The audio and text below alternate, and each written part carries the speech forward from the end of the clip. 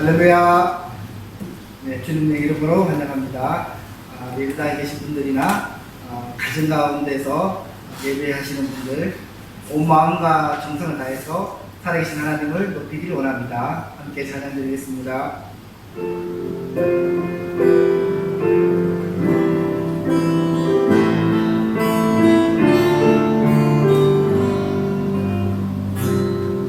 내 안에 가장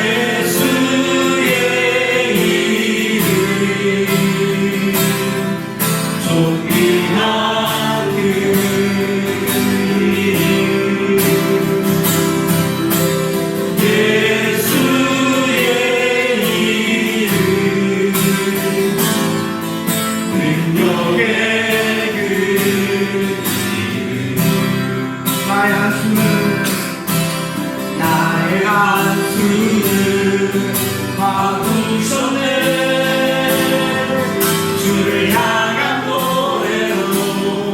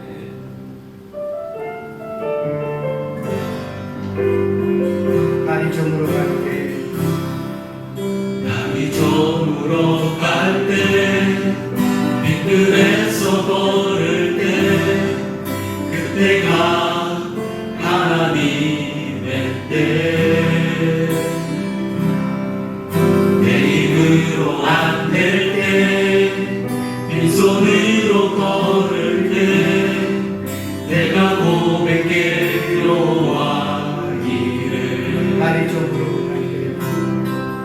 날이 저물어 갈 때, 빈들에서 걸을 때, 그때가 하나님의 때. 내 힘으로 안 될 때, 빈손으로 걸을 때, 내가 고백해 여호와 이름. 주가 일하시네, 주가 일하시네, 주께 아끼지 않는 자에게. 주가 일하시네, 주가 일하시네, 신뢰하며 걷는 자에게. 우리 모인 이곳에 우리 모인 이곳에 주님 함께 계시네. 우리 내 아버지 은혜.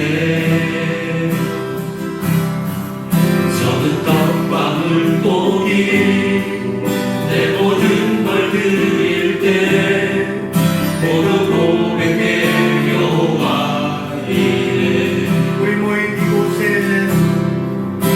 우리 모인 이곳에 주님 함께 계시네. 우리 내 아버지 은혜. 저는 떡과 물고기 내 모든 걸 드릴 때, 모두 고백해 여호와 이름. 주가 일하시네, 주가 일하시네, 주께 아끼지 않는 자에게. 주가 일하시네, 주가 일하시네, 신뢰하며 걷는 자에게. 주가 일하시네, 주가 일하시네, 주께 아끼지 않는 자에게. 주가 일하시네, 주가 일하시네, 신뢰하며 걷는 자에게. 신뢰하며 걷는 자에게. 신뢰하며 갑시다. 신뢰하며 걷는 자에게.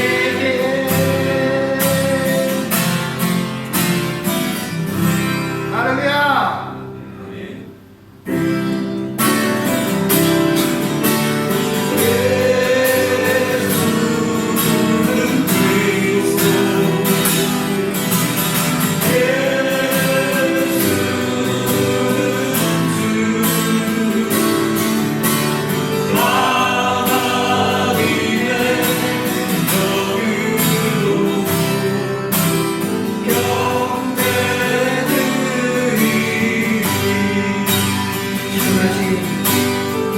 지존하신 주님 이름 앞에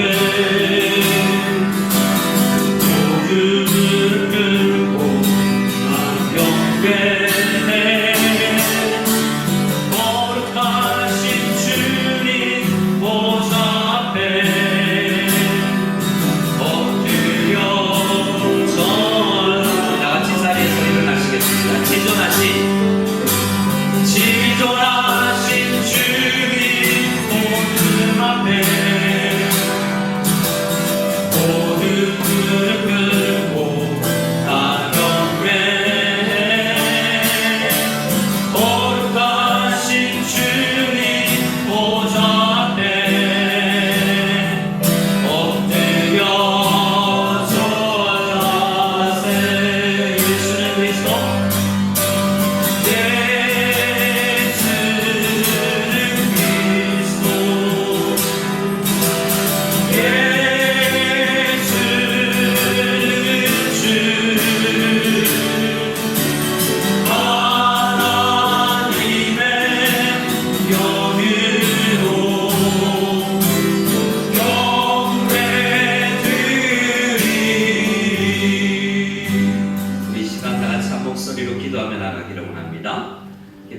때에 주께서 우리에게 이 예배 가운데 임재하여 주시기를, 사람이 드러나지 아니하고 오직 살아계신 하나님께만 영광이 돌려지는 귀한 예배가 되게 해달라고 우리에게 말씀하여 주시고, 또한 그 말씀을 듣고 이해하며 또 말씀대로 살아갈 수 있는 은혜가 우리에게 임할 수 있도록 간절히 한 목소리로 기도하고 우리 사도신경으로 신앙을 고백드리겠습니다. 함께 기도합니다.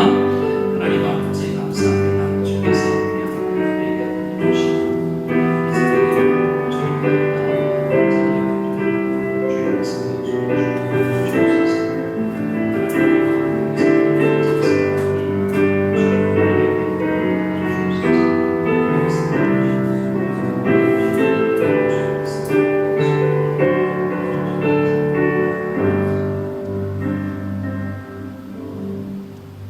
사도신경으로 신앙 고백드리겠습니다.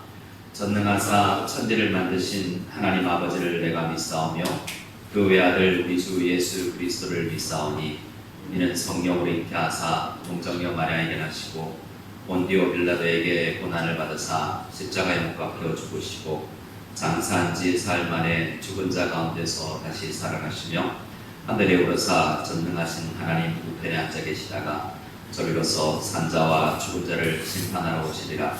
성령을 믿사오며 거룩한 공예와 성도가 서로 교통하는 것과 죄를 사하여 주시는 것과 몸이 다시 사는 것과 영원히 사는 것을 믿사옵나이다. 아멘. 우리 함께 찬송가 23장 만일이 내게 있으면 하나님 앞에 힘차게 찬양드리겠습니다.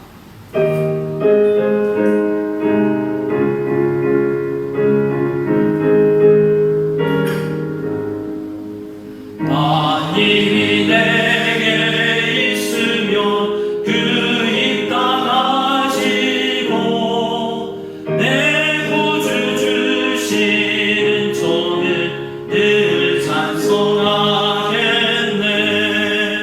내 은혜로우신 하나님 날 도와주시고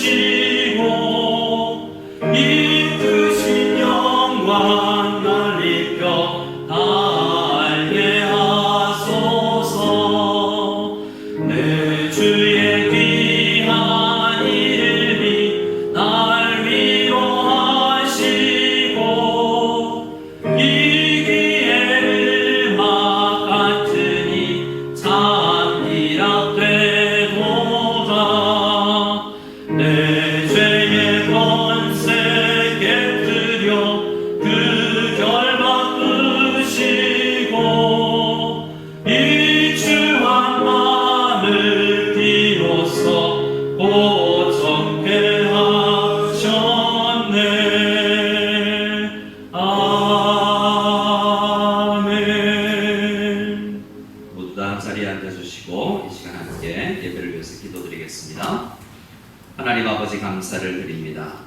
이 시간 살아계신 하나님께서 창세전에 우리를 작정하시고 예정하시며 때를 따라 우리를 부르시며 우리에게 예수 그리스도께서 이루신 구속의 은혜를 나누어 주셔서 구원받은 하나님의 백성이 되게 하심에도 감사하지만, 다시 오늘 주일 예배로 우리를 부르셔서 하나님의 음성을 듣게 하시며 하나님의 뜻대로 살아갈 수 있는 특권을 주심에 감사를 드립니다. 예배 가운데 온전히 주님께서 영광 받아 주시옵소서. 오늘 예배를 드리는 중국 땅 안에 있는 전 세계에 있는 모든 교회들의 예배 위에 주님께서 영광 받아 주시고 은혜를 가해 주셔서 온전히 주님의 이름만 높이 들리는 예배가 되게 해 주시고, 백성들이 주의 뜻을 깨달을 수 있는 귀한 예배가 되게 하여 주시옵소서. 연약한 주의 백성들이 하나님의 뜻을 더 잘 깨달아 하나님을 닮아갈 수 있는 저희들 다 되게 하여 주시옵소서. 이 모든 환경, 모든 역경을 주님께서 아시오니 이 환경 가운데서도 요셉처럼 하나님의 뜻을 깨달아 하나님의 뜻을 추구하며 그 뜻대로 살아갈 수 있는 모든 주의 백성들 될 수 있기를 간절히 바라고, 이 예배 가운데 다시 한번 하나님께 영광 돌려질 수 있는 귀한 찬양과 경배가 올려질 수 있기를 간절히 바라오며, 말씀에 아멘할 수 있는 영광이 있기를 간절히 소원하고 홀로 영광 받아 주실 줄 믿사오며 우리 구주 예수 그리스도의 이름으로 기도드리옵나이다. 아멘.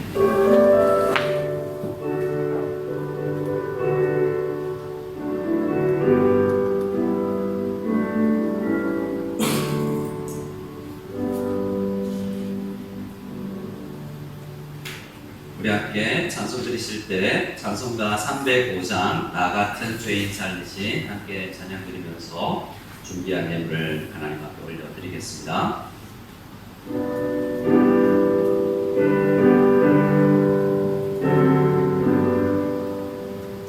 나 같은 죄인 살리신 주의 놀라워 잃었던 생명 찾았고 광명을 얻었네. 큰 죄악에서 건지신 주의 고마움 나 처음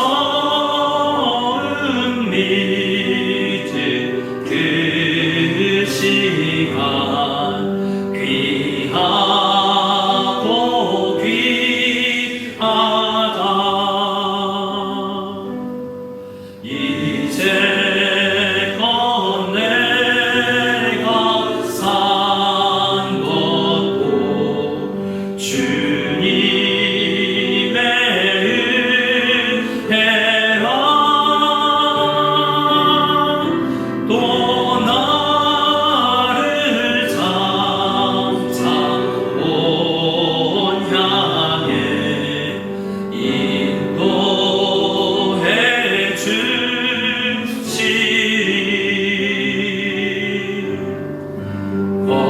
거기서 우리 영원히 주님의 은혜로 해처럼 밝게 살면서 주 찬양하리라.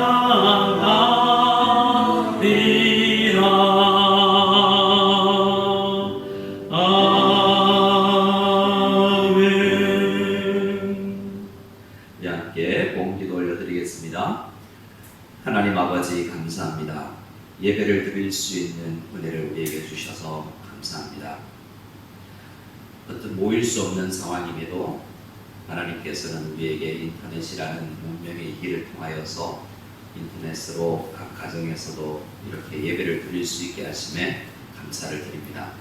바라오는 것은 어떤 처소에 있든지 주의 은혜를 기억하며 온전히 하나님께서 부어주시는 그 은혜를 누리는 저희들 되게 도와주시옵소서. 하나님께서 우리에게 생명을 주시고 우리에게 또한 거듭나는 은혜를 주실 뿐만 아니라 우리에게 돈 벌 수 있는 은혜와 하나님의 뜻을 행할 수 있는 지혜와 놀라운 은혜들을 우리에게 주셔서 감사를 드립니다. 주께서 주신 힘과 지혜와 능력으로 한 주간을 살아갈 수 있게 해주셔서 감사하고 주님께 또한 올려드릴 수 있는 은혜가 있게 하심에 감사합니다. 하나님은 부족한 것이 없으시지만 우리에게 또한 우리에게 드리기를 우리가 하나님 앞에 온전히 드리는 그 마음을 또한 원하시는 하나님이신 줄 아오니 인색하지 아니하며 기꺼이 하나님 앞에 드리는 저희들 받을 수 있게 도와주셔서 드리는 자들이 받는 복을 누리게 하여 주시옵소서.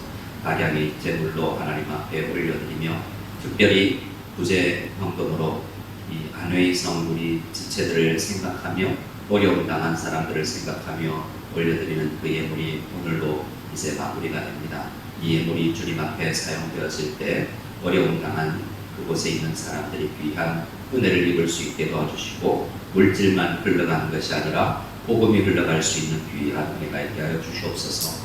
예배를 드리며 찬송을 드리며 물질을 드리면서 오히려 기뻐하는 모든 성도님들 위해 은혜로 더하여 주시기를 간절히 바라옵고 드린 손길 위에 축복하여 주실 줄 믿사오며 우리 구주 예수 그리스도의 이름으로 축복하며 기도드려옵나이다. 아멘. 우리 앞뒤자울 한번 인사 나누기를 원합니다. 이렇게 인사하겠습니다. 예수님의 이름으로 축복합니다. 예수님의 이름으로 축복합니다. 네. 우리 인터넷으로 예배를 드리는 분들도 각 가정에서 서로 일주일 동안 부모님께 인사를 얼마나 드렸는지, 자녀들을 얼마나 축복했는지 생각하면서 정말 은혜로운 축복의 나눔이 있기를 바랍니다.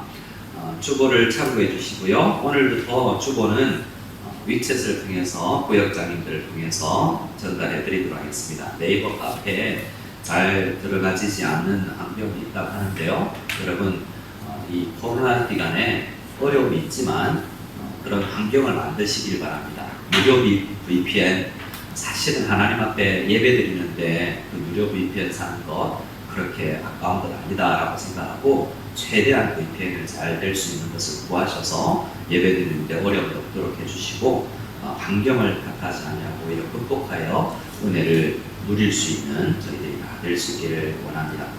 과거 2000년 전 카타콤에서 드렸던 성도들의 그 예배를 생각하면서 어려운 상황 가운데 서로 격려하면서 잘 예배를 드렸으면 좋겠습니다. 오늘 긴급히 어제 여러분 전달을 받으셨을 텐데 오늘은 거의 다 인터넷 예배로 모여서 드리게 되고요. 다음 주는 또 주중에 저희들이 의논을 해서 결과를 구역장님들을 통해서 알려드리도록 하겠습니다. 나머지는 다 우리 주보를 참고해 주시고 특별히 수제문 돕기 특별 헌금에 참여해 주셔서 감사합니다. 오늘까지 드려진 헌금을 재정부에서 잘 회수하여서 교회에서 정한 금액과 또한 여러분들이 헌금한 금액을 잘 전달할 수 있도록 하겠습니다. 그동안 헌금에 함께 동참해 주신 성도님들께 다시 한번 감사의 말씀을 드립니다. 우리 하나님의 말씀을 같이 읽도록 하겠습니다. 주보 2면부터에 보면 하나님의 말씀이 기록되어 있습니다. 우리 하나님의 말씀, 오늘 말씀은 로마서 3장 23절 한 절인데요. 주보 속에는 제일 첫 번째 82문에 나와 있는 말씀이고요. PPT에도 보여줄 테니까 함께 말씀을 읽었으면 좋겠습니다. 로마서 3장 23절 같이 한 목소리로 읽겠습니다. 모든 사람이 죄를 범하였음에 하나님의 영광에 이르지 못하더니. 아멘. 제가 다시 한번 읽어드립니다. 모든 사람이 죄를 범하였음에 하나님의 영광에 이르지 못하더니. 아멘. 오늘은 이 말씀을 중심으로 하나님의 은혜를 나누기를 원합니다. 여러분, 우리는 지금 올해 들어서 웨스트민스터 신앙 고백서를 기반으로 해서 우리 청소년들과 아이들을 위해서 그 교육 교재로 사용되었던 웨스트민스터 소요리 문답을 중심으로 말씀을 나누고 있습니다. 제가 이 소요리 문답을 함께 나누다 보면 좀 어려워하는 경향들도 있어요. 그럴 때 우리는 한번 생각해 볼 필요가 있습니다. 사실 이 소요리 문답은 과거에 200년, 300년 전, 아니 원리 갈 것도 없이 우리나라 20년, 30년 전에 청소년들, 어린아이들이 공부하던 교재였어요. 그런데 우리 오늘날은 어른들도 이 웨스트민스터 소요리 문답을 공부하면서 그 용어와 그 내용에 대해서 어려워한다라는 거죠. 그만큼 우리 조국 대한민국 교회가 하향 평준화되어 가고 있고 하나님의 말씀과 교리에 많이 지식이 없다 보니 이단이 팽배하게 되는, 교회가 무너지고 어떻게 신앙생활을 해야 되는지를 잘 모르는 상황 가운데 있다라고 생각하시고 이번 올 연말까지 주일 말씀을 통해서 함께 나누는 이 교육 말씀들을 잘 숙지하시고 또 뿐만 아니라 책과 또 여러 도구 인터넷에 있는 유튜브 등에 있는 이 소요리 문답 내용을 가지고 잘 익히시길 바라요. 요즘은 하나님의 앞에 가서 핑계 댈 수가 없습니다. 이 인터넷 시대를 살아가는 우리들은 얼마나 많은 자료들이 있습니까? 특별히 소요리 문답이라고 검색을 하면 이단이 거의 없습니다. 다른 인터넷 내용은 이단들이 장악할 수 있지만 웨스트민스터 소요리 문답에 관련된 강의를 하는 그 유튜브 강의들을 보면 이단이 거의 없다라고 보면 되니까 어떤 것이든 사실 봐도 돼요. 그래서 좋은 나에게 잘 유익한 내용들의 짧은 것이나 긴 것이나 깊이 있는 것이나 우리 참고하셔서 이 내용을 숙지할 수 있고 자녀들과 함께 나눌 수 있고 교사 선생님들은 또 다음 세대와 함께 나눌 수 있기를 바랍니다. 웨스트민스터 신앙고백서를 기반으로 한 이 소요리 문답의 내용을 잠시 요약하고 오늘 말씀을 좀 나눌까 하는데요. 우리 주보에도 나와 있고 PPT에도 있지만 우리 소요리 문답의 구조는 이렇게 되어 있습니다. 사람이 뭐지? 라는 질문으로 시작했죠. 나는 왜 살지? 다양한 목적이 있지 않습니까? 여러분 다시 한번 제일 처음에 시작했던 그 질문으로 한번 나를 던져보면 우리 아이들에게 예배 마치고 나서 물어보세요. 너는 왜 사냐? 엄마 아빠가 태어나게 했기 때문에 그냥 사는 거 아니야? 주어진 생명이기 때문에 그냥 사는 건가? 아니면 내 꿈, 의사, 변호사, 판사, 과학자, 꿈을 이루기 위해서 사는가? 그것을 위해서 살죠. 하지만 내가 진짜 왜 살지? 모든 사람에게 공통적으로 있는 것. 꿈은 다 다르지만 정말 사람들에게 하나님께서 원하시는 그 삶의 목적이 뭐냐? 그걸 알려면 성경을 봐야 된다는 거죠. 그래서 하나님은 성경을 통해서 우리와 소통하시기 때문에 성경을 보지 않고 하나님을 알지 못하면 내가 왜 사는지, 내가 왜 존재하는지를 알 수 없다라고 시작합니다. 그래서 성경을 펴서 성경이 뭘 이야기하는지 한번 살펴볼까? 라고 이야기하는 게 소요리 문답이에요. 어린아이들에게 이렇게 시작하는 거죠. 너 왜 사니? 내가 왜 사는지를 알기 위해서는 성경을 봐야 된다. 성경을 펴보니 하나님이 나오고 하나님은 천지창조를 하시고 천지창조 모든 우주 만물을 지으신 크신 하나님이 특별히 그 창조물 가운데 사람을 모든 만물들 가운데 으뜸으로 세우셨다라는 이야기를 합니다. 어떤 사람이라고요? 사람이 모든 피조물 중에 으뜸이라는 거예요. 최고의 피조물이라는 거죠. 무엇을 통해서 그것을 알 수 있는가 하면 하나님은 오직 사람과만 소통을 하세요. 누구와만 소통한다고요? 우리와만 소통하는 거예요. 짐승들하고는 하나님께서 영적인 교통을 하지 않으시는 거예요. 엄청난 창조의 지위를 누렸다라고 이야기하죠. 그런데 이상하게 오늘 나는 왜 그러지? 나는 이 만물의 으뜸과 영광스러운 모습이 없는 것 같은데? 라는 생각이 드는데요. 왜 그런지를 살펴보니 우리 인간 가운데 특별히 인류의 시조인 아담과 하와가 죄를 지어서 그 이후로 태어나는 모든 사람들은 죄를 범하였기 때문에 이 하나님의 영광에 이르지 못하는 지위를 상실했다라는 것을 성경을 통해서 보게 됩니다. 그래서 우리가 고민하는 것, 내가 왜 이러지? 내가 왜 이렇게 죄를 지을까? 왜 죄가 좋지? 라고 생각해 보니 그 이유를 발견하게 되는 거죠. 사도 바울도 오늘 우리 본문 말씀처럼 로마서 3장에서 이렇게 이야기했지 않습니까? 모든 사람이 죄를 범하였음에 무엇에 이르지 못해요? 원래 하나님이 계획하신 영광에 이르지 못하였다라는 거예요. 이 말은 이 성경 속에서 또한 소요리 문답 속에서 강조되는 것입니다. 사람이 영광스럽게 창조되었는데요. 영광스럽게 창조되었을 뿐만 아니라 원래 하나님의 의도는 그 영광스러운 모습에서 더 아름답게 성장하여서 영원토록 영광스러운 지위에 이를 수 있도록 하나님께서 의도하시고 지으신 거예요. 그런데 그 영광스러운 영원한 영광스러움에 죄인들은 도달하지 못하게 되더라라는 거죠. 그것이 모든 사람들이 놓여있는 환경입니다. 그렇게 죄를 이야기하고 나서요, 소요리 문답은 20문부터 굉장히 중요한 복음의 핵심을 이야기합니다. 3문부터 이 38문까지의 내용은 어떻게 보면 사도신경의 내용이라고 할 수 있어요. 우리가 뭘 신앙을 고백해야 되는가의 내용이죠. 굉장히 중요한 질문들이 20문부터 가르쳐지는데요. 뭐냐면 하나님께서는 죄인들을, 영광에 이르지 못하는 죄인들을 그대로 내버려 두시지 않으시고 간섭하시고 그들을 구원해내기를 기뻐하셨다라는 것을 우리는 성경을 통해서 확인할 수 있는 것입니다. 우리 아이들과 이 내용을 이야기할 때 엄청난 감격을 우리가 가질 수 있겠죠. 우리가 오래 듣고 사도신경으로 날마다 고백하여서 식상할 수 있고 다 아는 듯하지만 이렇게 사도신경으로 우리가 고백하는 그 내용을 아주 깊이 있게 청소년의 수준에, 우리 아이들의 수준에 맞게 문답을 하고 있는 것이 20문부터 38문일 것입니다. 그래서 우리가 어떻게 성도가 되고 하나님의 자녀가 되었는지를 함께 나누었죠. 그리고 39문부터 지난주 81문까지 뭘 하냐면 저를 한번 따라해 주시면 고맙겠습니다. 구원받은 성도들에게 요구하시는 것. 하나님은 성경을 읽어보니까 하나님께서 백성들을 구출하고 나서 구원해내고 나서 가만히 알아서 살아 구원됐으니까 라고 내버려 두지 않냐고 구원받은 백성들에게 요구하시는 것이 있더라는 거죠.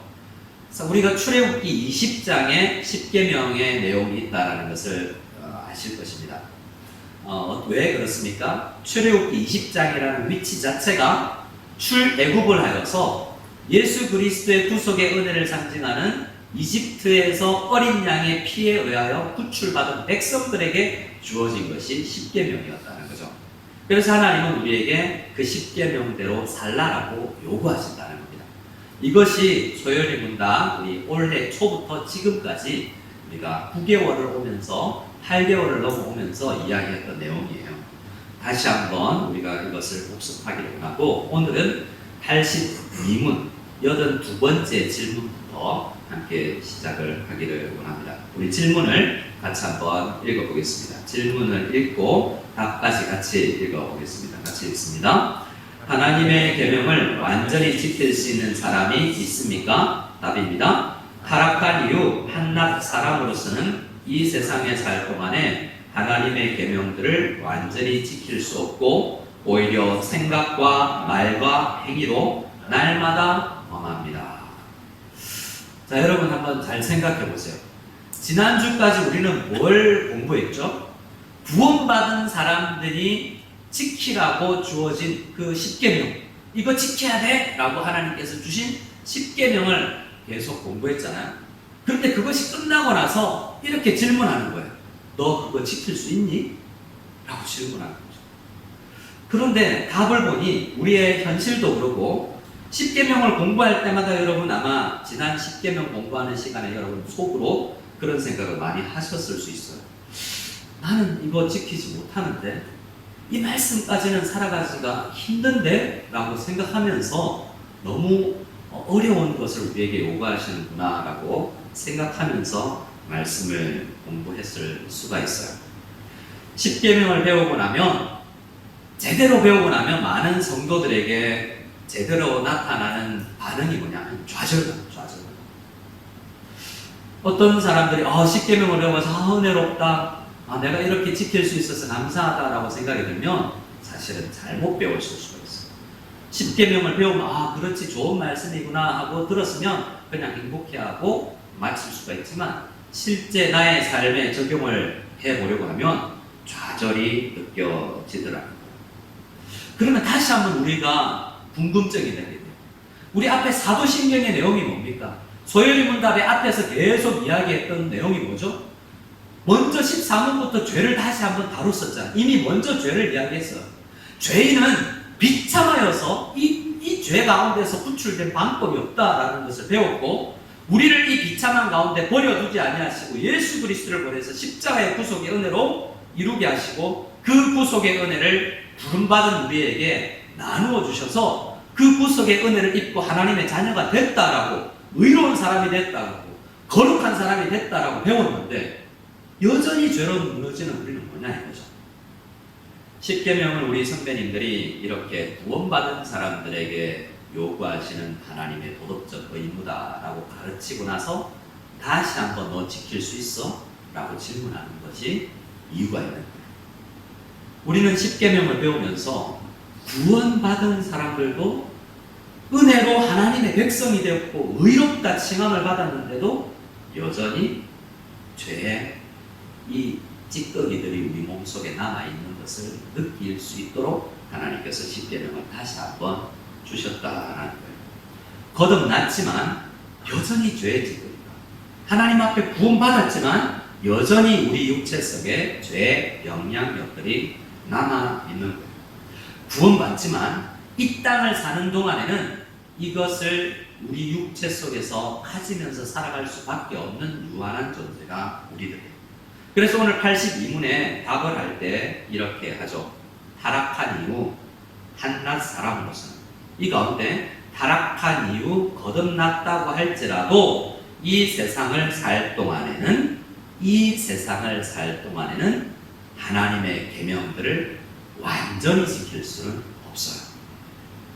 그렇다고 해서 우리가 완전히 지킬 수 없구나 하고 그러면 대충 살아야지 라고 마음이 든다면 그것도 구원받은 하나님의 백성의 자세가 아니에요. 왜냐하면 십계명은 여전히 너 지킬 수 없지 라고 묻지만 그러나 이 요구를 살 수 있도록 애쓰고 노력하고 기도해야 돼. 두 가지를 다 묻고 요구하고 있기 때문에 그래서 거듭난 사람들은 십계명의 말씀을 배우고 나면 두 가지 마음이 드는 거예요. 나는 왜 이러지? 여전히 죄인이구나 라는 마음과 그래도 하나님의 뜻이니까 내가 행해야지 라는 이 두 가지 마음이 공이 드는 것이 성도들이라는 거죠. 자, 하나님의 법 안에는 저를 한번 알아해 주시면 좋겠습니다. 하나님의 법 안에는 하나님의 속성이 있습니다. 자, 왜 우리가 또 십계명을 사모할 수 있느냐면 율법과 십계명과 모든 구약 성경 속에 나타난 율법을 공부하면 하나님이 어떤 분인 줄 알 수 있어요. 그 법 속에 하나님이 어떤 분인지 잘 녹아 있다는 거예요. 그래서 그 법의 싫고 법의 요구가 행하기 싫으면 하나님이 싫고 하나님의 뜻대로 살기 싫은 마음이 드는 것이나 마찬가지라는 거예요. 그래서 율법 속에서 하나님은 이런 분이구나. 특별히 예수님은 이런 분이구나. 이렇게 사셔서 이렇게 살지 못하는 우리를 구원하셨고 이렇게 닮아가기를 원하시는구나 라는 것을 율법 속에서 우리는 깨닫게 되는 것입니다. 주보를 보면 우리 마태복음 5장 말씀을 요한 1서 3장 말씀을 같이 한번 요한 1서 3장 말씀을 같이 한번 읽어보겠습니다. 3장 10절 말씀입니다. 같이 읽겠습니다. 이러므로 하나님의 자녀들과 마귀의 자녀들이 드러나나니 무릇 의를 행하지 아니하는 자나 또는 그 형제를 사랑하지 아니하는 자는 하나님께 속하지 아니하니라. 네. 자, 이 세상에는 두 종류의 사람만 있다라고 이야기해요. 요즘에 우리 대한민국에서 많은 이슈가 되는 차별금지법 내용에는 여러 종류의 사람이 있다고 이야기해요. 과거 우리는 대부분 세상에는 어떤 종류의 사람이 있지? 그러면 여자와 남자 이 두 가지만 있다고 생각해요. 대부분 사람을 분류하는 게 많지만 그러나 요즘 이제 차별금지법 내용 안에서는 여자, 남자 그리고 상정할 수 없는 다양한 성들이 있다. 다양한 종류의 사람들이 있다라고 생각하자라고 우리에게 이야기하고 있는 거죠. 근데 성경은요, 남자와 여자로 이야기하기도 하지만 대변되는 유일한 두 가지 부분, 세 가지도 아니야. 딱 두 가지 부분이 있는데 그것은 하나님의 자녀들과 마귀의 자녀들. 두 종류밖에 없어요. 세상에. 우리는 그럼 어떤 종류의 사람이 되었는가? 우리는 여전히 옛날에는 마귀의 자녀들이었으나 하나님께서 우리를 마귀의 자녀들로 살아가는 것을 좋아하지 아니하시고 버려두지 아니하시고 예수님을 보내서 하나님의 자녀로 양자 삼아 주셨다라는 것이 우리의 상태예요. 그럼 우리가 하나님의 자녀라는 것을 어떻게 알 수 있나라는 것을 요한 1서 3장 말씀을 보면 형제를 사랑하는 것을 보고 알 수 있다라는 거예요. 무엇을 보고 알 수 있다고요? 형제를 사랑하는 것을 보고 야, 내가 구원받았구나라는 것을 알 수 있다. 한번 생각해 봅시다. 형제가 우리 십계명을 이야기할 때 이웃이나 형제의 범위가 어떻다고 생각했죠? 우리는 형제 그러면 우리 엄마 아빠한테서 태어난 사람이라고 생각해요. 그런데 성경은 특별히 우리 요즘에 공부하고 있는 매일 성경으로 큐티하고 있는 창세기를 보면 요셉의 형제들 이야기가 나오는데요. 요셉의 형제들은 엄마가 다른 형제가 아니라고 생각했어요. 형제에 대한 개념이 달랐던 거죠. 그런데 언제 하나님의 자녀가 되는 것을 아냐면 내 형제구나 하고 받아들이는 사람들이 그리스도인이 되는 거예요. 성도라가 되는 거죠. 우리도 신앙생활 하다 보면 구역 모임에서 아니면 사업을 하면서 출장을 가서 처음 만난 사람인데 몇 마디 식사 가운데서 대화해보면 딱 그 사람에게 느껴요. 내 형제구나. 그리스도인이구나. 이 사람은 말 안 해도, 자기가 교회 다닌다 말 안 해도 이야기를 나눠보면 형제구나라고 알 수 있어요. 그런 경험들이 있다면 내가 구원받은 하나님의 자녀구나라는 것을 깨닫게 됩니다. 근데 문제는 하나님의 택하신 하나님의 자녀들임에도 불구하고, 태어났는데도 불구하고 아직 연약하고 풍성하게 자라지 못해서 내 형제 아닌 것처럼 생각하는 경우가 있는 거예요. 특별히 우리 무성연합교회를 다니면서 어떤 형제들을 바라보면서, 자매들을 바라보면서 내 형제구나 라고 긴밀히 느끼는 사람들은 정말 하나님의 자녀임을 분명히 알고 살아가는 사람입니다. 그런데 생각해 보면서 저희는 내 형제가 아니고, 저희는 형제가 아니고, 말은 안 하지만 내 생각 속에서 이것이 묻어난다면 아직 풍성하게 하나님의 자녀의 축복을 누리지 못하는 하나님의 자녀들입니다. 그러니까 하나님의 자녀 속에서도 풍성하게 자녀의 축복을 누리는 자녀가 있고, 그러지 못한 자녀가 있는 거예요. 요셉은 어려서부터 형님들을 받아들이면서 풍성히 누리는 성도로서의 삶을 살았다면, 나머지 형제들은 그러지 못했던 것과 마찬가지라고 할 수 있죠. 이렇게 하나님은 우리를 내면을 다 살펴보세요. 우리의 마음까지도, 우리의 마음의 생각을, 모든 계획을 살펴보시는 분이 하나님. 그렇기 때문에 로마서 3장 23절에 모든 사람이 죄를 범하였다라는 이야기를 하나님은 하실 수 있는 거예요. 사람은 할 수 없습니다. 여러분, 회사 다니면서 아니면 학교에서 친구들에게 너 죄인이야 라고 이야기를 해보면 받아들이지 않는 사람들이 있어요. 나도 차마 말을 못하는 사람들이 있습니다. 여러분, 유교의 창시자라고 할 수 있는 공자 같은 사람에게 너 죄인이야, 당신 죄인이야 라고 이야기할 수 있을까요? 대부분의 사람들은 경험적으로 그 사람이 못난 부분이 있다라고 해도 그 사람이 이루어 놓은 업적이 굉장히 도덕적으로 클 때 죄인이라고 함부로 말 못해요. 그리고 우리가 경험적으로 살아와서 우리 아버지, 우리 부모님, 우리 조상들이나 많이 우리 회사 주위에 있는 사람들이 굉장히 도덕적으로 살아가는 사람들을 볼 때 함부로 당신은 죄인입니다라고 말 못해요. 왜 그렇습니까? 우리가 사람이기 때문에 그래요. 그러나 성경은 하나님께서는 사람 가운데 있는 모든 마음과 계획이 어려서부터 악함을 아시기 때문에 하나님께서는 우리에게, 사람들에게 너 죄인이야 라고 하실 수 있는 거예요. 그리고 하나님은 하나님의 자녀들과 마귀의 자녀들을 분명히 구분하실 수가 있어요. 우리는 그래서 하나님의 자녀로서 내가 죄인이다 라고 지적을 받을 때 나는 거듭났지만, 거듭난 상태에서도 하나님께서 너는 아직 죄의 영향력이 남아있구나 라고 십계명의 말씀을 통해서 우리에게 지적을 하실 때, 아멘, 저도 여전히 죄인입니다. 하나님께서 저를 죄인이라고 명하실 때 항상 하나님 말씀 맞습니다. 저는 죄인이 아니라고 생각했던 적이 있습니다. 다시 회개하고 하나님 앞에 바로 삶을 살겠습니다 라고 기도하는 사람들이 하나님의 백성들이에요. 자, 그래서 우리는 어떻게 될 때까지 사는 것이, 성도로서 율법 앞에서 살아가야 되는가? 우리 마태복음 5장 44절을 같이 한번 읽어보겠습니다. 5장 44절입니다. 같이 읽습니다. 나는 너희에게 이르노니 너희 원수를 사랑하며 너희를 박해하는 자를 위하여 기도하라. 자, 어떻게 하라고 이야기하고 있습니까? 형제를 사랑하는 자는 성도 하나님의 자녀임을 알 수 있다라고 이야기했죠. 근데 예수님께서 가르쳐 주신 산상수훈 속에서 뭐라고 이야기합니까?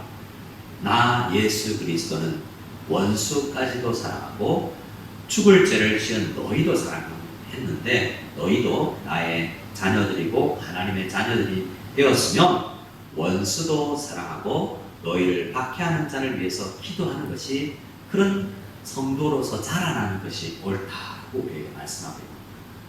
그냥 사랑할 수 있는 사람을 사랑하는 것은 이방인들도 다 한다라고 가르치면서 우리에게, 우리가 하나님의 자녀들이라면 이렇게 원수와 박해하는 자들까지도 위해서 기도하는 것을 목표로 기도하며 율법 앞에서 서 있는 사람이 거듭난 성도로서의 바른 자세를 가진다는 거예요.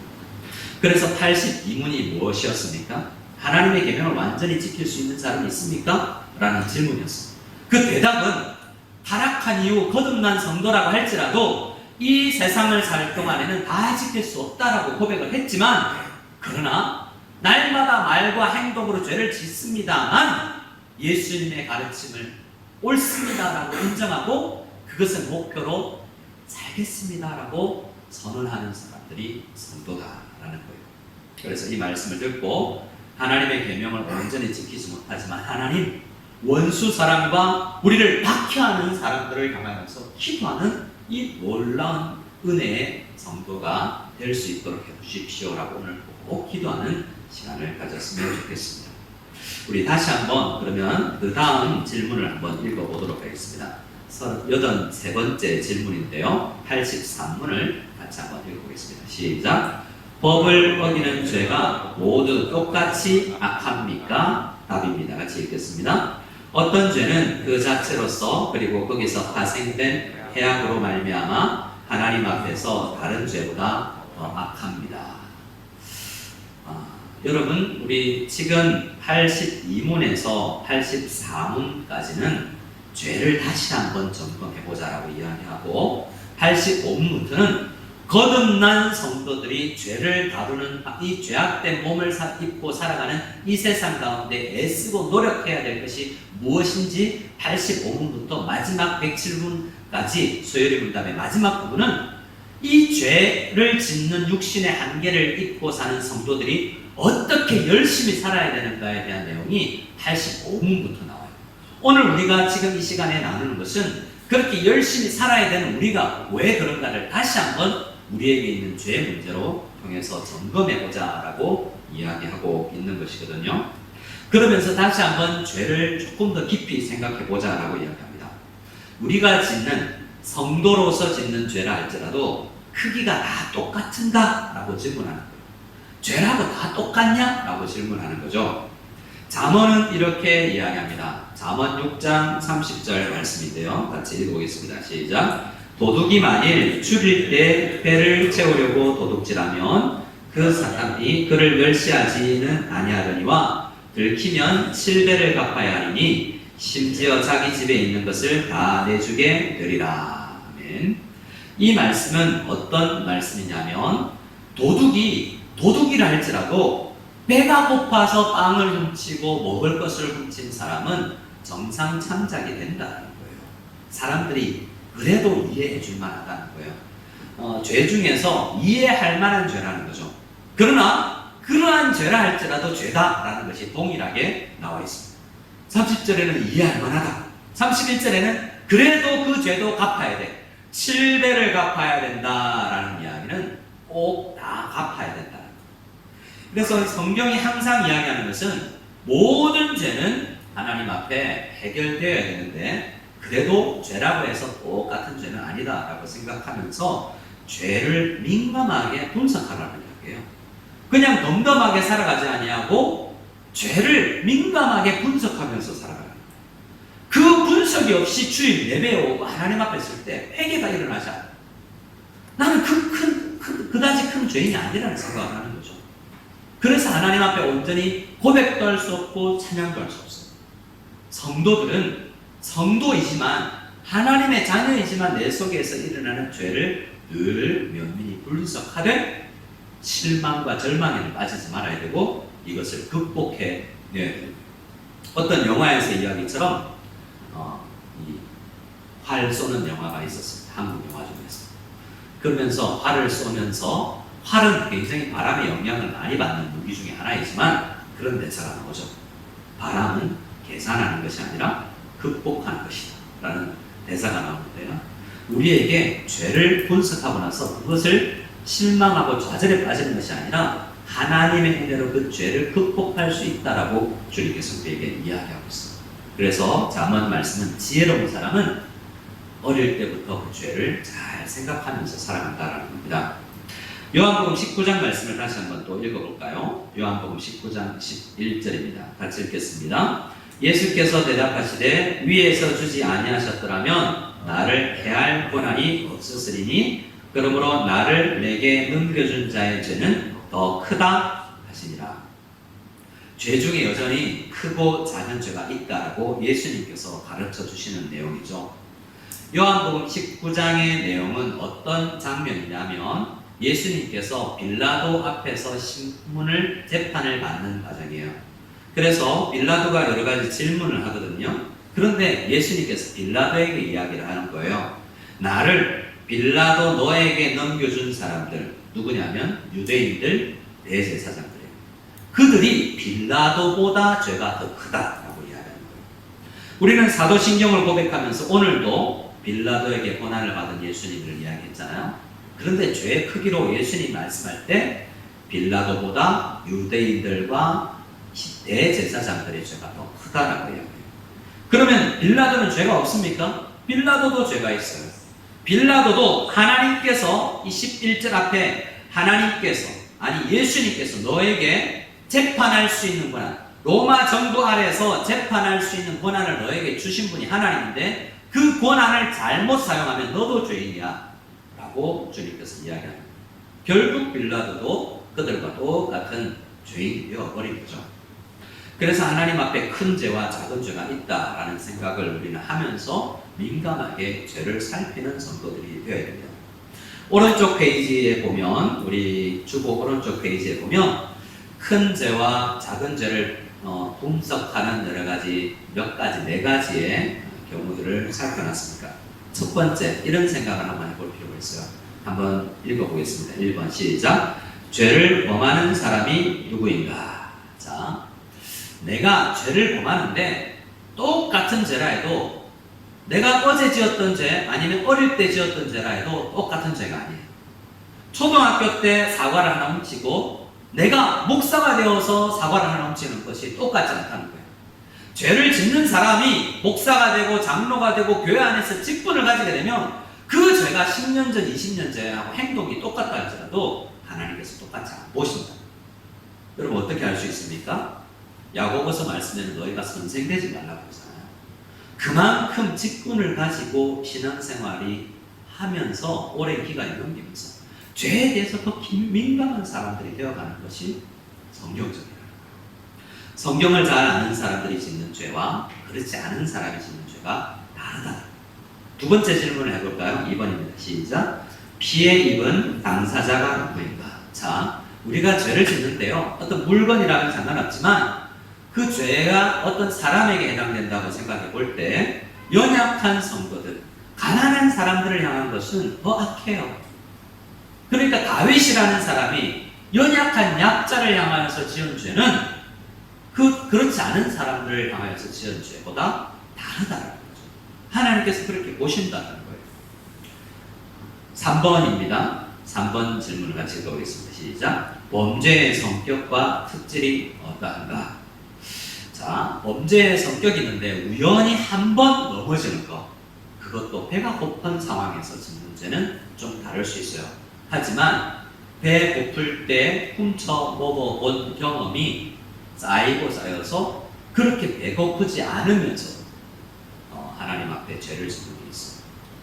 어거스틴이라는 우리 신앙의 대선배님은 그의 고백들이라는 책이 있죠. 그 책에서 이야기하기를 어릴 때 우리가 늘 이야기하는 서리, 과일을 따먹는 서리를 할 때 그걸 큰 죄로 고백을 해요.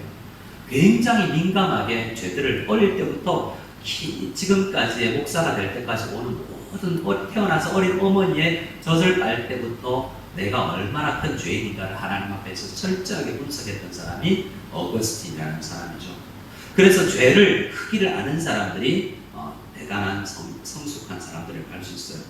그가 죄를 고백하면서 이 과일을 서리하는 것이 왜 죄인가 라고 할 때 다른 죄보다 더 큰가 할 때 배고파서 하는 게 아니라는 거죠. 장난삼아 유희로 재미로 했기 때문에 그 죄는 배고파서 사과 하나를 훔친 것과 재미로 한 것과는 다르다는 것을 고백하고 있는 거예요. 그래서 우리를 살펴볼 때 어떤 죄를 살펴볼 때 어쩔 수 없어서 하나님 앞에 정말 회사 안에서 어떤 살다 보면 큰 회사 안에서 큰 잘못된 문제 속에서 내가 한 사람의 그냥 직원으로서 해낼 수 없는 일들이 있어요. 어떤 면에서는 어쩔 수 없는 죄라고 할 수 있어요. 그 문제를 해결하는 것과 그냥 내가 재미로 죄를 짓는 것과는 다르다는 겁니다. 4번입니다. 네 번째 질문 시작. 때와 장소가 어떠한가? 죄를 짓는 시기, 장소도 문제가 있다는 거예요. 어떻습니까? 주일에 공적인 곳에서 공적인 영역과 하나님의 것과 관련될 때는 그렇지 않은 것과 죄의 크기가 다르다. 그래서 우리 하나님 앞에 우리를 늘 바라볼 때 오늘 말씀이 죄와 관련된 것이어서 굉장히 무겁지 않습니까? 그러나 성경은 죄에 대해서 성경만큼 민감하게 자주 이야기하는 게 없어요. 창세기 2장을 지나면서 3장부터 죄 이야기하잖아요. 성경은 죄에 관련된 이야기예요. 그래서 교회 올 때마다 예배를 드리는 성도들은 죄에 대한 이야기를 꼭 생각해야 되고, 그리고 이것을 극복할 수 있는 은혜의 이야기도 함께 생각하면서 우리가 신앙생활을 해야 됩니다. 그래서 오늘 말씀이 좀 무거울지라도 꼭 들어야 된다는 말씀으로 생각하시고 말씀을 주보 내용을 보면서 다시 한번 예배 마치고 나서도 묵상해 낼 수 있기를 바라요. 우리 시편 51편 4절 다윗의 고백인데 같이 한번 읽어보겠습니다. 시작. 주님께만, 오직 주님께만 나는 죄를 지었습니다. 주님의 눈앞에서 내가 악한 짓을 저질렀으니 주님의 판결은 옳으시며 주님의 심판은 정당합니다. 아멘. 우리가 일반적으로 읽는 개역개정 성경과는 내용이 번역이 좀 다른데요. 이 세 번역이 조금 더 원어에 가깝게 번역을 한 것 같아서 제가 인용을 드립니다. 다윗은 이때 죄를 고백하는데요. 어떤 상황이냐면 우리아의 아내 밧세바와 간음하고 또 그 죄를 숨기려고 우리아를 적진 깊은 곳에 보내어서 살인 교사를 하고 나서 하나님께서 우리의 마음과 우리의 계획과 악한 생각을 아시는 하나님께서 관찰하시고 나단 선지자를 다윗에게 보냈을 때 그 죄의 크기를 깨닫고 다윗이 고백하는 내용이 시편 51편이에요. 그러면서 4절에 다윗이 이렇게 이야기하죠. 하나님, 주님께만, 오직 주님께만 내가 죄를 지었습니다. 이렇게 고백하고 있습니다. 잘 생각해보면 누구에게 죄를 지었죠? 우리아에게, 밧세바에게, 그 주변에 시중 들었던 신하들에게 죄를 지었어요.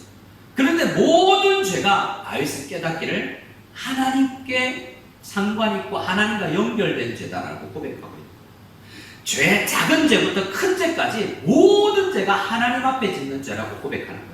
너한테는 죄 진 거 아니야 라고 고백하는 것이 아니라 모든 사람에게 짓는 죄가 하나님의 마음을 아프게 하는구나. 심판은 정당합니다. 아멘. 이런 마음으로 살아갈 수 있기를 바랍니다. 우리 마지막 84문을 함께 묻고 답하겠습니다. 제가 물을 때 여러분이 답해 주시기 바랍니다. 모든 죄마다 마땅히 받아야 할 보응이 무엇입니까? 모든 죄마다 마땅히 받아야 할 보응은 이 세상과 오는 세상에서 하나님의 진노와 저주를 받는 것입니다. 자, 죄를 묵상할 때, 성도들이 죄를 생각할 때 꼭 생각해야 될 게 또 뭐냐면 죄의 크기와 함께 모든 죄는 형벌이 있구나 라는 생각이에요. 뭐가 있다고요? 저를 한번 따라해 보겠습니다. 우리에게 웃으면 복이 와요 라는 말이 있어요. 제가 어릴 때 TV 프로그램이었는데요. 저는 그 패러디를 해서 한번 따라해 보겠습니다. 죄 지으면 벌 받습니다. 시작. 죄 지으면 벌 받습니다. 죄 지으면 벌 받는다 라는 게 성경에서 이야기하는 거예요. 창세기 3장 14절 이후의 말씀을 보면 첫 번째 죄가 성경에 나타나는 장면이죠. 죄를 지었어요. 아담, 하와, 사탄, 이 세 인격자가 죄를 지었어요. 하나님께서는 그 죄를 간과하지 않습니다.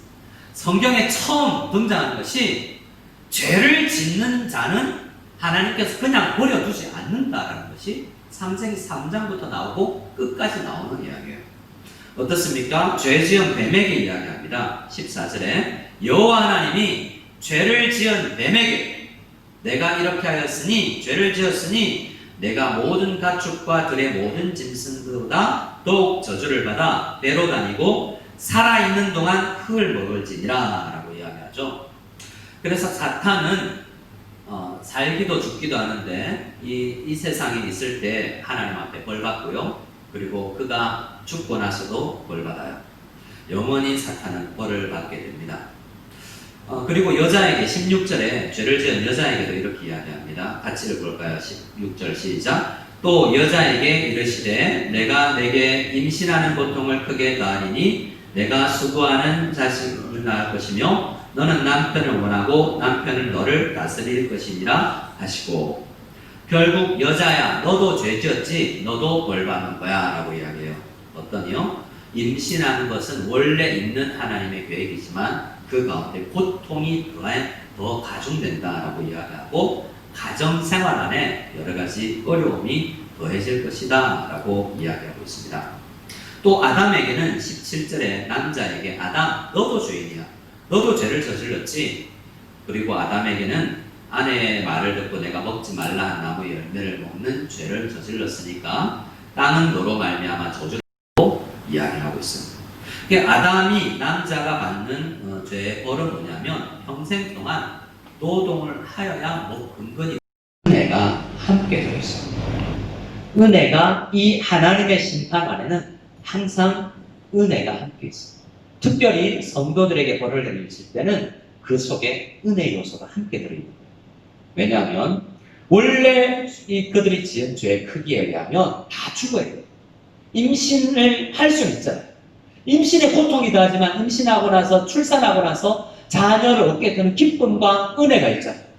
그리고 남자도 여러분 일해도 일한 만큼 거둘 수 없음에도 불구하고 노동하면 땀 흘리면 얻을 수 있는 수학의 기쁨을 누릴 수 있는 축복이 있죠. 하나님께서는 벌을 내리시지만 하나님께서 성도에게 내리시는 죄 짓고 나서 내리시는 심판 속에서는 항상 은혜 요소가 함께 있습니다. 특별히 뱀을 심판하면서 뱀한테 주는 이야기 속에서는 너는 끝까지 머리를 상하는 저주를 심판을 받게 되는데 너는 저주를 받게 되지만 그 심판하면서 이 죄의 원인을 제공했던 이 사탄에게는 심판을 영원히 형벌을 받을 것이라고 이야기하면서 우리가 구원받을 수 있는 여자의 후손에 대한 은혜를 숨겨놓고 있죠. 그래서 하나님의 심판 속에는 항상 은혜 요소가 함께 들어있는 것이라 생각하면서 우리는 죄를 생각할 때 죄 지으면 벌 받지만 특별히 성도들이 죄 지을 때도 벌을 받을 수 있지만 그 가운데 하나님께서는 여전히 은혜의 요소를 두신다라는 생각을 하면서 하나님 앞에 신앙생활을 할 필요가 있는 것입니다. 자, 우리 함께 또 창세기 4장 12절 말씀을 같이 읽기를 원합니다.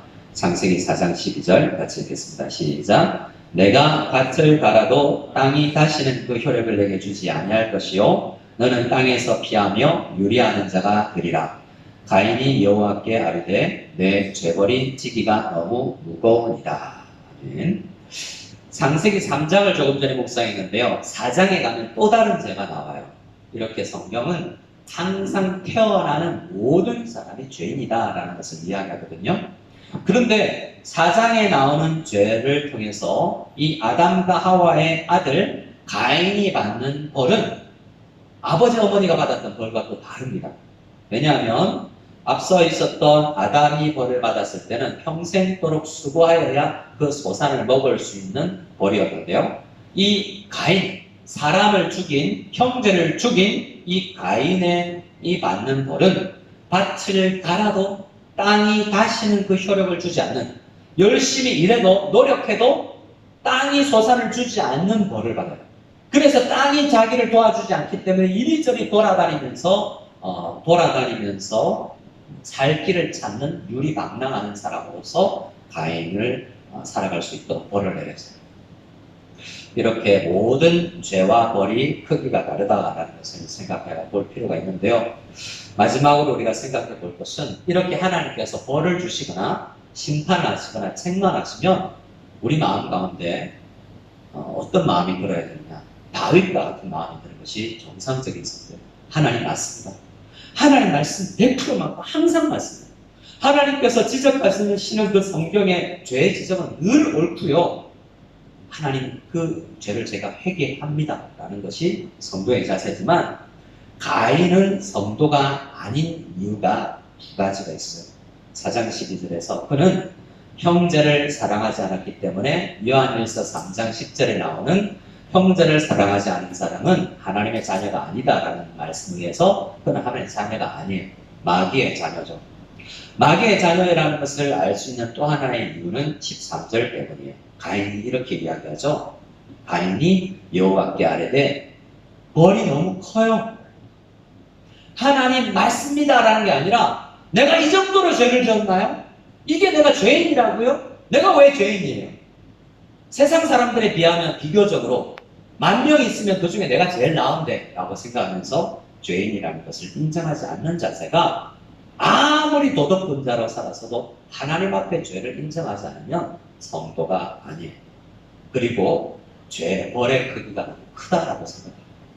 실제로 우리가 상식적으로 생각해도 형제를 죽인 죄가 땅이 늘 이야기하고 있는데 그 죄가 어찌 이렇게 그가 받는 형벌만큼 여러분 비교했을 때 이 형벌이 결코 작다라고 할 수 없는 것이 상식적이지 않겠어요? 그런데 가인은 사람을 게다가 형제를 죽여놓고서도 자기 죄벌이 크다라고 핑계를 대고 있고 있는 이 하나님의 자녀가 아닌 모습을 보이고 있다는 거예요.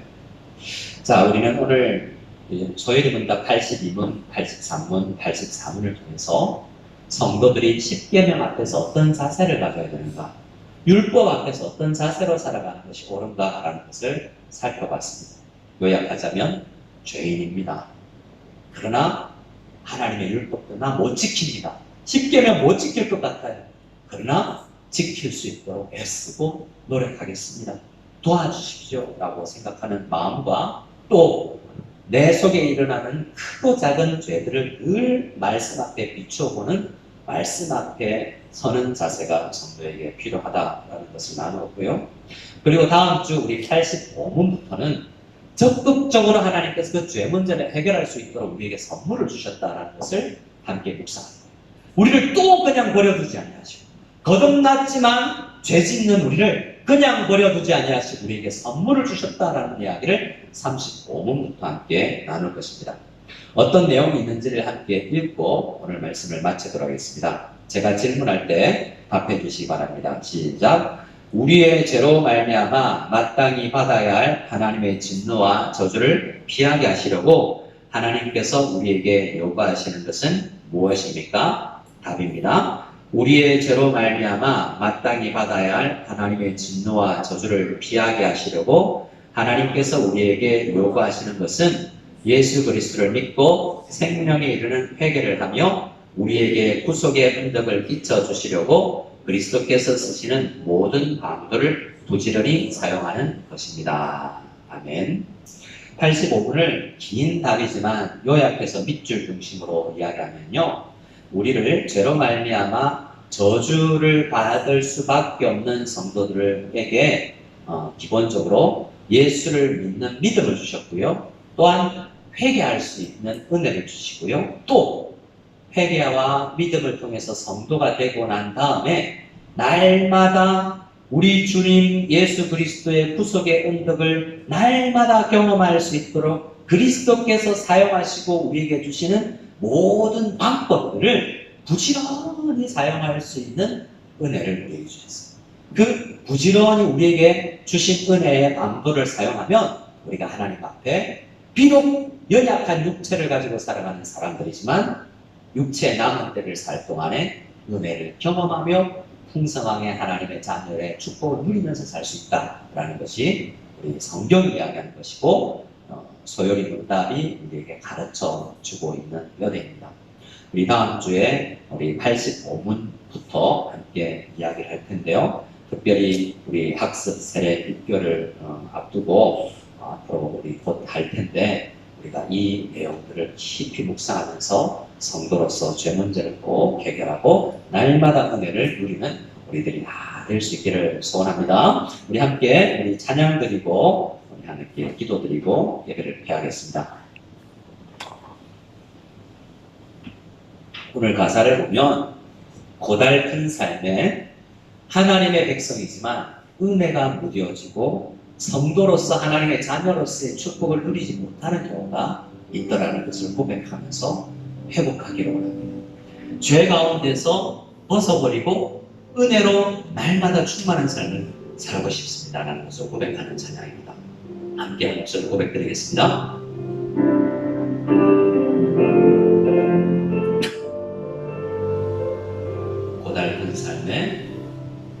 고달픈 삶의 은혜도 무너지고 곧 사라질 것에 내 맘 두네. 헛되고 헛된 것들을 바라보며 그 은혜를 놓치며 살았네. 처음부터요. 고달픈 삶의 은혜도 무너지고 곧 사라질 것에 내 맘 두네.